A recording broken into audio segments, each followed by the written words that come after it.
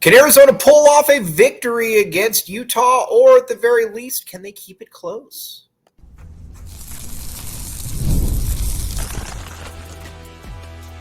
You are Locked On Wildcats, your daily podcast on the Arizona Wildcats.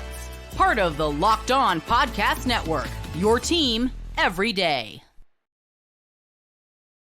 Thanks for keeping it Locked On Wildcats. I'm your host, Mike Luke. This show is brought to you today by FanDuel. Check it out. FanDuel, college football is here. Not only is college football here, NFL is here. This is the place to be. All right, now, Arizona, Utah, my friends, here. This is going to be going into the year, I think a lot of people had high expectations for Arizona, but I also think this is something where at times you got to kind of recalibrate a little bit. And listen, the Kansas State game was obviously a very, very tough outing for the University of Arizona. And it showed that right now, and again, who knows? Maybe it could be different, but it also shows right now that Kansas State was much tougher and was much more physical, pretty much across the board. And I think that's a concern if you're a Arizona fan. Then you factor in as well that Arizona lost, or that Kansas State gets boat raced by BYU, and it makes it even more concerning. Now, a couple things that I think it's fair to talk about with Arizona first against Utah. This game to me is going to come down to the lines, both lines. Listen, the lines have been a massive disappointment for me, especially the offensive line, because keep in mind, you've got Big Jonas Savanea, who is going to be a first-round pick next year.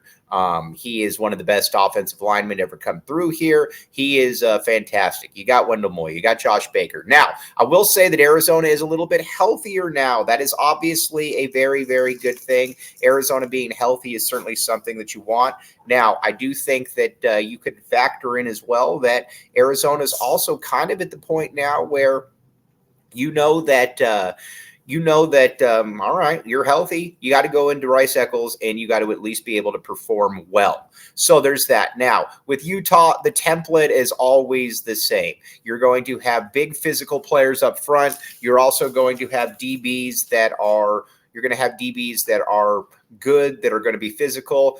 This is going to be a massive test for this Arizona offense, and that's where I want to kind of start with first. Going into the year, I think everybody was okay with basically being, Arizona needs to have a top 15 offense in the country, and you should be able to do that. And so far, that has obviously not been the case. Not only has that not been the case, that has been far from the case. Arizona's offense has looked anemic.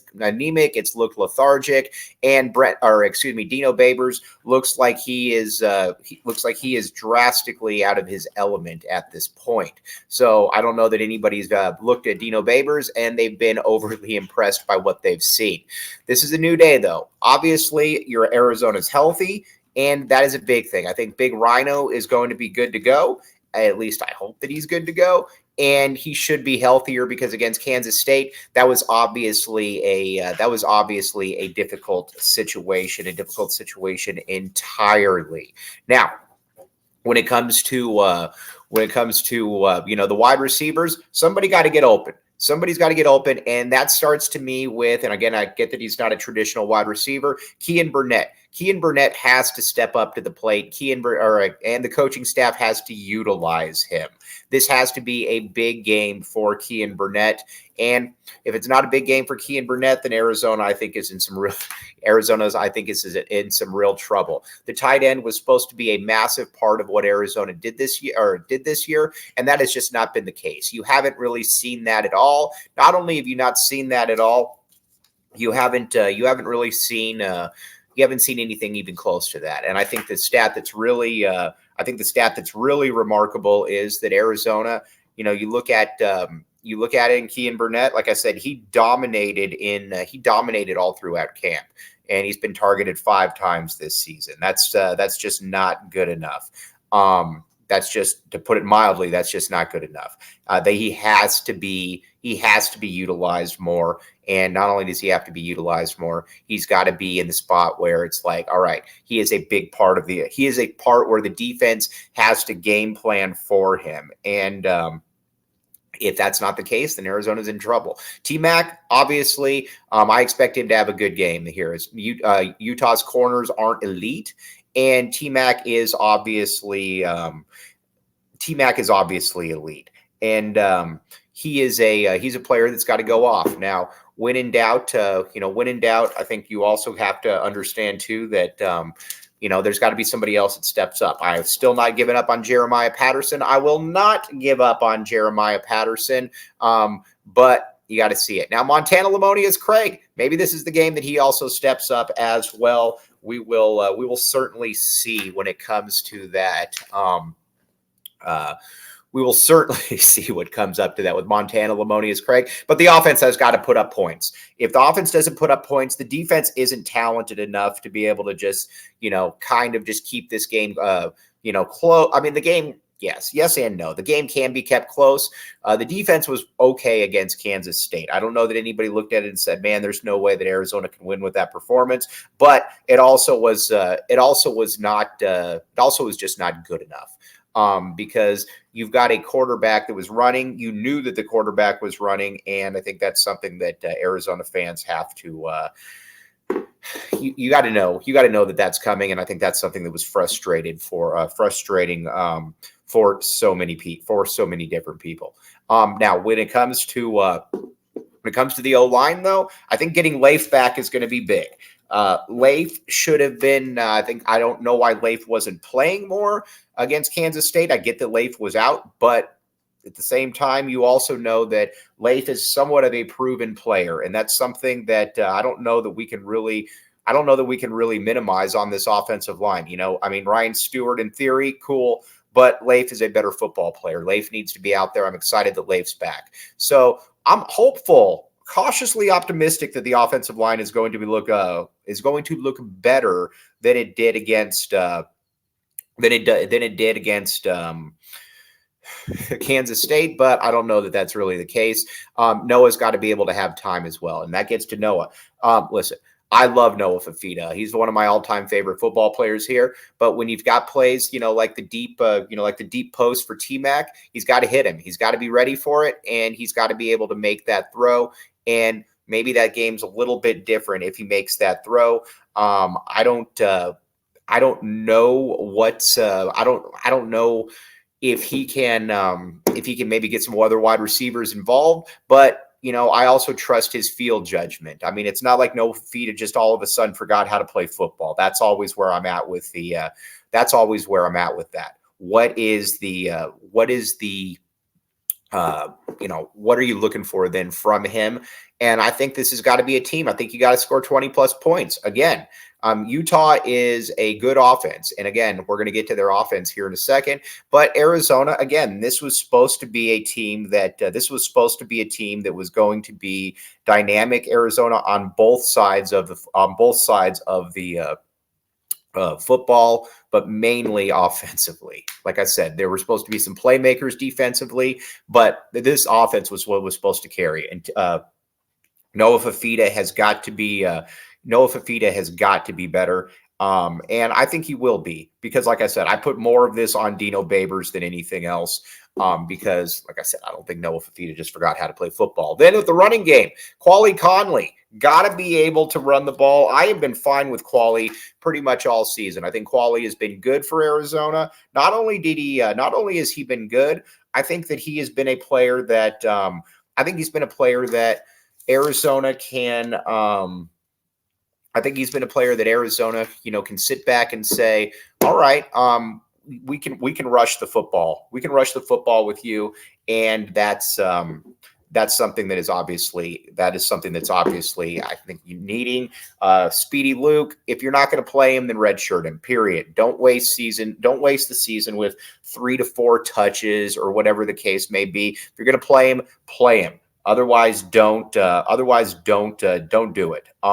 Now, with this team, though, like I said, that's just going to be a big part of it, is that you're healthy right now. You can't get blown out. We can't be just sitting here and this is a destruction after we're talking about this. Can't be a 38-7 game or anything like that. And so that's kind of where we're at now. We're going to get to the defense here in just a second. But first, FanDuel, check it out.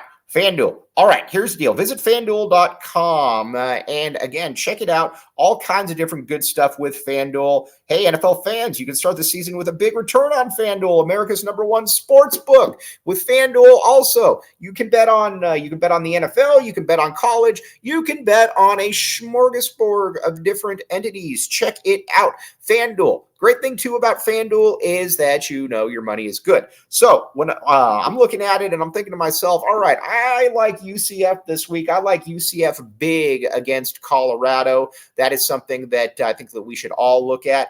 We're all UCF fans. Obviously, I also like Rutgers against Washington. Check it out, though, FanDuel.com. You will thank me later. Thanks for keeping it locked on Wildcats and making this your first listen of the day. I am your host, Mike Luke. All right, now let's talk about the defense. The defense to me is where it gets really, really interesting. I think that the defense. Listen, the defense has been fairly good against passers. I mean, but again, Avery Johnson really can't throw the ball. That's something that you got to obviously keep in mind. But he also can't. He also was a really good runner, and that was something that shouldn't have escaped Arizona. And not only should it not have escaped Arizona, he should have known that. It was going to be a game where he was going to run, and Arizona has had a brutal time with running quarterbacks. With Wilson, he can obviously move more than Rising. So I don't know who's better if you're Arizona. I don't know who you prefer more, because I think that this is also something where you're like, okay, well, we've proven that we can't really handle. We've proven that we can't really handle these really good running quarterbacks. But again, he's also not like Dampier or Avery Johnson, where this is one of the best in the country. Then you look on the backside, you got Micah Parsons. He's one of the better running backs in the country. He is really, really good. The thing with Parsons too is that you also know that Micah Bernard. The thing with Micah Bernard as well is that he is a tough physical runner, but he can also get loose, and I think that's kind of where I think that's where you also kind of worry a little bit, is that he can get loose, and if he gets loose, then it could be a long day for Arizona. But Arizona has got to be better against the run, and they've got to be better at containment. If they're not better at containment, then that's going to be an issue. I think the one thing too with this squad is who's that pressure going to come from? Because there's been a lot of fake pressure with Arizona.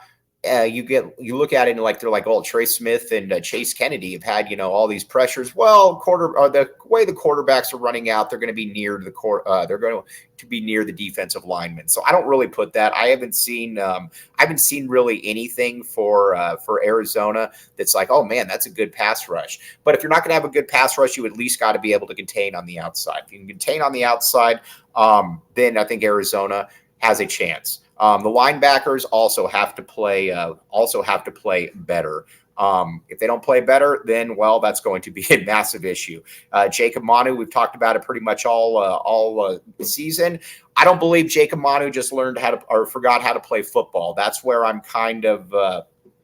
That's kind of where I'm at with Manu. I put more of this on the offense or on the staff because the last 2 years he's been a fantastic linebacker, and he was only getting better. He's taken a massive step back this year. I put that on the coaching staff because, like I said, I don't believe that he just forgot how to play football. But he's still got to be better. He's taken bad angles, and not only is he taking bad angles, he's also talking. He's also doing the thing where. He's also doing the thing too, where you're just kind of out of position all the time, and that's to me the one thing that's just odd. Because again, he's a very instinctive player, and I don't know that he is a. I don't know that he is a guy that Arizona can win with if he is not a true difference maker. They need Jacob Manu to be that dude. And not only do they need him to be that dude, they need him to be huge in this game. So if that's not the case, then I think Arizona is going to be in some trouble. But hopefully that does rectify itself. The DBs, listen, you're going against Dorian Singer, and you're also going against one of the best tight ends in the entire country. This is a solid offense. Now, I will say this about Cam Rising, and I guess I could be wrong, but Cam Rising, if he were to play, Cam Rising doesn't look like the same guy to me. And I don't think that should really surprise anybody, because Cam Rising was also out for, basically 2 years almost. He just doesn't quite have that. And it's not like he was ever a great runner, but he could also extend stuff. It doesn't look like he quite has that. And I think that's something that's a little bit concerning if you're a Utah fan. But either way, Wilson, though, has proven, I think, to be more than adequate. And that's something that Arizona is going to have to deal with, obviously. So there's that. Now, when it comes to the DBs, we said all season this is going to have to be a unit that really does is one of the best defensive units in the entire country. And if it's not one of the best defensive units in the country, or defensive back units in the country, then there's a problem, because again, you got back a guy in Tacario Davis who a lot of people think was a first-round pick. You also got back a flurry of safeties. And not only did you get back a flurry of safeties, you also got back Trayden Stukes, who's hopefully healthy at this point. And not only you also are going to say that you've also got to get something where this is a unit that is going to be, how do I put this? Being able to shut down, because you got Dorian Singer, you got a really good tight end. Like I said, this unit's got to be good. Big shout out Marquise Groves-Killebrew. He's been very good for Arizona, but I don't know that that's one that we were totally shocked by. Now, a big part of this game also is going to be the interior D-line. Said it for a long time. I thought it was really bizarre that that Big Bill Norton was basically let go. That never made a lot of sense to me. And not only because, again, the coaching staff didn't really make him feel wanted. So that didn't make a lot of sense to me. I think that they thought that Chuba would be better. Chuba has not been very good. The problem with Chuba is that Chuba is just slow. And not only is Chuba slow, Chuba is the dude who, there were times where he just kind of froze. And not only did he just freeze, he also just kind of stayed there. So there's that. I don't know why Isaiah Johnson doesn't play more. I would love to see Isaiah Johnson play more. I think Isaiah Johnson is a good football player. He's somebody that needs to I think he's somebody that he needs to be able to get up the field. He was a problem in practice, and you haven't really seen much or anything of him. So there is that. Also, so again, defensively, if you're Arizona, if you can just keep this game in the 20s, then it's up to the offense. Like I said, from what we've seen from the offense, I don't expect the offense to be able to just kind of go out there and just dominate games. But you need to be able to put up some points. And again, it just hasn't been good enough. Now, when it comes to the overall, like I said, hold Utah to 27 points or whatever, I'll take that, and I'll take that every single day of the week going into the year. If you were to say that, you would say, okay, cool, because we expect the offense to be really good. The offense needs to be really good. If it's not, like I said, I think that's on Dino Babers at that point. Now, let's move around a little bit in the Big 12 before we get our predictions, though. All right, now here's your rooting guide. Obviously, Colorado is playing UCF. UCF is a massive favorite, and I hope we all are UCF fans. UCF, we want them to beat the snot out of Colorado. That would be very nice. Because again, like I said, I think Gus Malzahn's a good coach. Not a fan of Colorado at all and what Dion does. And Dion really lucked out against I thought, against Baylor, because Dave Aranda basically had probably the worst 6 minutes of coaching that anybody could ever have. You don't have a situation where, okay, we can salt this game away, but guess what we're going to do? We're going to trust our field goal kicker, who's not even very good, to be able to make a 40-something yarder. And obviously didn't make it. Then you had a 99% chance of winning the game, and you still lost. Dave Aranda, that was, like I said, that was just absolutely atrocious. That was something that I don't know that you can really come back from. It does kind of feel like he is done. So that's definitely a game to keep a very close eye on. How do I put this now? With some of the other games, keep an eye on, obviously, Kansas, because Kansas is going to have ASU next week. Like to see them be able to bounce back so they can beat the Sun Devils. That's an interesting game. But Arizona, Utah is kind of the game this week. And I think going into the season, that was a game that a lot of people picked. So we're going to get the prediction here in just a second. But first, let's talk about PrizePicks. Okay, download the app today. Use code LOCKEDONCOLLEGE and get $50 instantly when you play $5. All kinds of good stuff here. Here's the great thing about it too.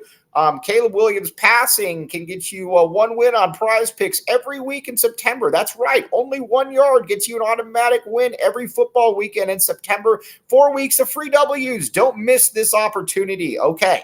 Download the PrizePicks app and use code LOCKEDONCOLLEGE and get $50 instantly when you play $5. That's code LOCKEDONCOLLEGE on PrizePicks to get $50 instantly. And then when you play $5, you don't even need to win to receive the $50 bonus. It's guaranteed. PrizePicks, run your game. Okay. Check it out again. Download the app. Use code LOCKEDONCOLLEGE again. $50 instantly. All right, now. Back to obviously, all right, now it's prediction time. Listen, going into this year, we said that Arizona absolutely needed to be able to win 9 or 10 games because Arizona is you're not going to get better by losing T-Mac. You're not going to get better by losing Big Jonas Savanea or Takario Davis or any of those players. That's just not going to be the case. So you needed to be able to win. And so far it has not looked impressive, but you know what? Hope springs eternal. The Big 12 play starts, for Arizona this week. And if you're Arizona, you're hoping that, the time off, you're healthy, you're going into this game with not a ton of expectations. Plus the line keeps moving down, which I think is something that is very interesting. The fact that the line keeps moving down. So there is obviously that check.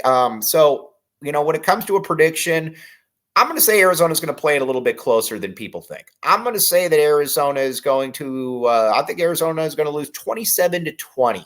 And if it's 27-20, then you go into that Texas Tech game, and that is basically the game where you're going to kind of decide the season, because every game from there on out is very winnable.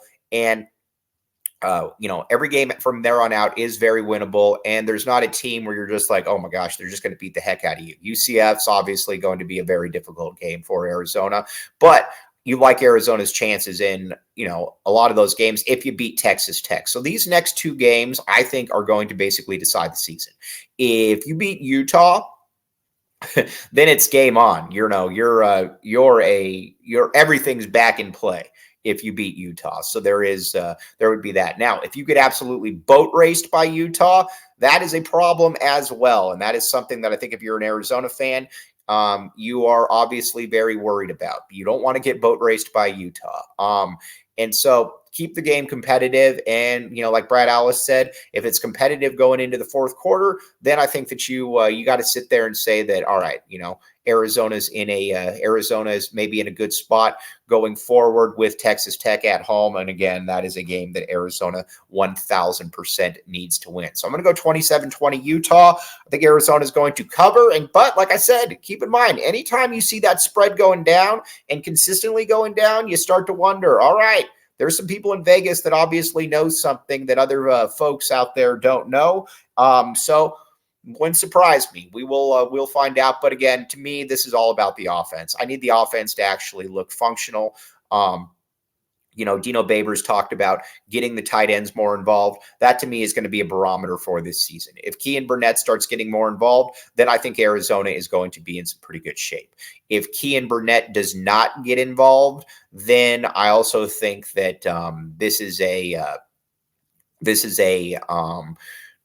something that's just going to be a problem pretty much all season. And what we saw in camp really isn't going to be indicative of what we saw throughout, or what we saw or being through the season. It's just not really applicable. So we'll obviously be back talking with you about the Utah game and everything. But like I said, keep this one close, have a puncher's chance in the fourth quarter. And if that's the case, then I think you come out of there feeling pretty good about things. And again, Texas Tech, that to me is going to be the line in the sand game. So we will find out. But as always, very much appreciate you all making Locked On Wildcats your first listen of the day. I'm your host, Mike Luke. Bear down, back the A, and we will see you tomorrow.